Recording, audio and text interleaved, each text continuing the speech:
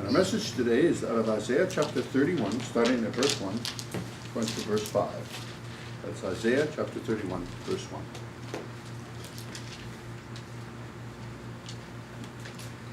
And the message is called Doing It Your Way. Okay. And so he starts off, says, "Woe to them that go down to Egypt for help, that stay on horses and trust in chariots because they are many, and in horsemen because they are very strong, but they look not unto the Holy One of Israel, neither seek the Lord." What's he getting at? There's a natural inclination when you get into a bind, you assess your situation to say, yeah, I can do this. I can take care of this. Big problem. Sometimes we get into trouble and it gets even worse because we say, yeah, you know what, if I call in some help from this friend or I do this or that, I can work this all out. Natural way of doing things. I've done it a zillion times. There's a problem with this. He said, "They look not unto the Holy One of Israel, neither seek the Lord." The very fact that we don't bring it to God, God sees as evil. Because we are actually, even though it's inadvertent, we're still leaving him at the curb. And he asks the question, what makes you think that you can do it? What makes you think you have the resources, the capacity to take care of this problem? Because you can always create a problem big enough that we can't take care of. Problems come into our life to draw us closer to him, not further away. So when we decide, I can fix this, it's in God's face. Okay? Verse 2.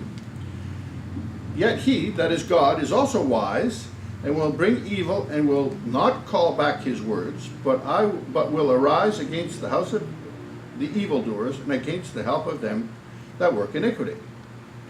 So this is a really interesting statement. He said, I'm smart too. He said, I'll bring evil against your purposes. It says, against the house of evildoers and against the help of them that work iniquity. And the first thing you say is, well, but I'm not looking to do something evil. I'm just looking to solve my problem. Sounds reasonable. It's a problem I'm just trying to work out. Can't hold me responsible for that. And the problem is, it's the hard attitude. It's not the problem itself. The evil part is your attitude about leaving God at the curb. What you're doing after that point, it doesn't matter. It's classified as evil. Just like where Jesus in Matthew talks about, he said, many in that day will say, Lord, Lord, didn't we heal the sick and we raise the dead? And he doesn't say that God says, and you didn't do those things. He says, depart from me, you workers of iniquity. I did not know you. So in other words, it looks good on the surface.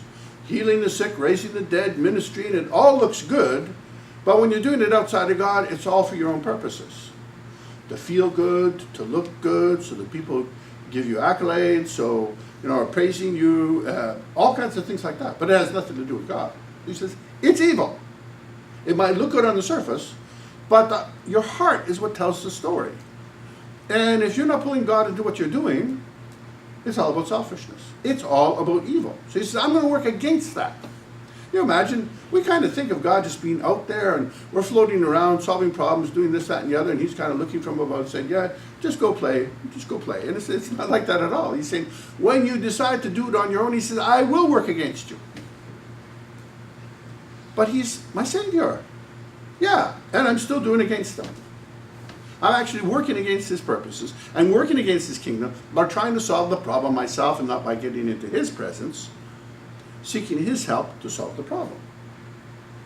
It says, verse 3, now the Egyptians are men. He's talking about the world. It could be Egyptians. It could be United States Air Force. It doesn't matter who it is. Could be your father. Could be your family. Could be your bank account. Power, right? Now the Egyptians are men and not God, and their horses flesh and not spirit. He said they're just flesh and blood. When the Lord shall stretch out his hands, both he that helps shall fall, and he that is helped shall fall down, and they shall fail together. So he's saying whoever you call to help you is going to be just as going to be in as much trouble as you are. And if you're trying to help somebody and they haven't called God into it, you're in the same position. Trouble. Verse 4, for thus hath the Lord spoken unto me. This is Isaiah speaking. Like as the lion and the young lion roaring on his prey, when a multitude of shepherds are called forth against him, he, like the lion, God, like the lion, will not be afraid of their voice, nor abase himself for the noise of them. So shall the Lord of hosts come down to fight for Mount Zion and for the hill thereof. Now he's saying, this is exactly the opposite. Now he's saying, those who call on me. He's saying, there's nothing out there. There's no one out there that can frighten me. Nothing scares me. Nothing can actually work against me because they're flesh and blood and I'm spirit. So when someone comes against you and you call on me, they have to fight with me first. It's like an older brother, but much better. Because your older brother, this older brother cannot be beat. So it's like, yeah, that's the one to protect you. So God is saying, oh, okay, if you decide to work against me, I'll work against you. But if you decide to call on me, then I'm going to work against those that are working against you. And then verse 5. As birds flying, so will the Lord of hosts defend Jerusalem. Defending also, he will deliver it, and passing over, he will preserve it. As birds flying. Well, that's kind of weird. Do birds defend you? It's not about birds flying. It's about birds fly fast and they go directly to the source. There's really no delaying a bird. A bird's going to get there. So will the Lord of hosts defend Jerusalem. So what is he saying? He's going to defend you. He's going to deliver you. And he's going to preserve you. Well, that's total. He's going to defend you from attack. He's going to preserve you from that attack. And he's going to preserve you. Keep you going. Every day. Simply because you call on him for help. No, that doesn't mean, there's lots of people think, well, God isn't answering my prayer the way I want, so I got to go do it myself. That's exactly how to get yourself into trouble. That would be the same as your boss tells you to do something and say, well, this isn't fast enough, I'm going to go do my thing. How long do you expect to be employed with that kind of attitude? Not too long. But this is God. He died on the cross for me. I've got every good reason to listen to him. He's righteous. My boss isn't. But God is. And in fact, he put his life on the line for me. So I know when he's giving me something, it's not a suggestion. It's a commandment. He bought me in the slave market of sin. I belong to him. He doesn't make me do what he wants me to do. But I know if I'm smart, I'm going to do it. Because it's what's best for me.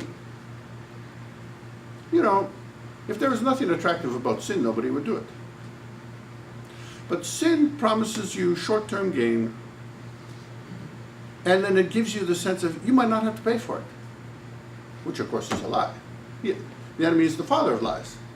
So it's like we commit a sin, and then afterwards it's like, oh, I guess I shouldn't have done that. Day late and a dollar short. But God, he will always remind us beforehand. He'll always give us a heads up. Don't go there. You're not going to like the results. That's the kind of daddy I like. You know, he gives me a heads up. Oh, you don't have to. You can do what you want, but you're going to pay for it. He'll even tell you how you're going to pay for it, if you really want to look at the answer. But sin is always a short-term gain, long-term pain. We keep paying until we just can't pay it anymore. Then we come back to Jesus. He's saying, circumvent all of that. Don't do it your way. Your way is proved not to work. If you look back over your life, and the decisions that you made without God, they weren't great decisions. Never have been. Never will be. With God, you'll make the right decision. So sometimes in the midst of getting to where you want to go, it may look like, did I make a mistake? But you just look back to God, and he gives you that peace, and you know that you're on the right track. And you will get to where you want to go. So it's all about, you want to do your own thing? You can. Or you can do it God's way. Your way is the scenic way. It's going to take you a long time to get to where you want to go, if you ever get there. But God's way, fast way to get to where you want to go. And you know what? In the midst of that travel, you got peace and joy. You're not living for tomorrow. You know, we just finished coming back on the trip. as you know, and everybody was having a good time, and I noticed towards the end of the trip, some people you could start to see on them, it's like, I don't want to go back. I didn't say so. It was like, I don't want to go back. I'm going to stay here. I don't want to go back. Well, it's natural. But there's a problem with that. And the problem is this. By thinking about having to go back home, they were getting robbed of their joy that day. Being able to pull the fullness of the joy out of that day. So I enjoyed every day. I enjoyed the day we were going back too. I enjoyed the flight on the helicopter. It was just a great time. My episode at the airport, not so much, but I thank God that it passed, like everything else. The point is, live the moment. Feeling bad about having to go back home, and it's robbing you of the joy that you're having today. The joy that you had when you got there should be the same joy you had when you're leaving there. Because you're coming back and you're not going to, you go on vacation because it's not as good as going on vacation. That's why you go on vacation. We understand that. But when you get back, you can still enjoy the flavor of what you had and enjoy the day that He's given you today. This is the day that the Lord has made, and I will rejoice and be glad in it. Because the Lord's mercies are new every day, like He tells us in Lamentations, I should say, Lamentations chapter 3. Let's stay focused. Call on God. Stay focused in God. You can be more thankful. You can have more peace and joy.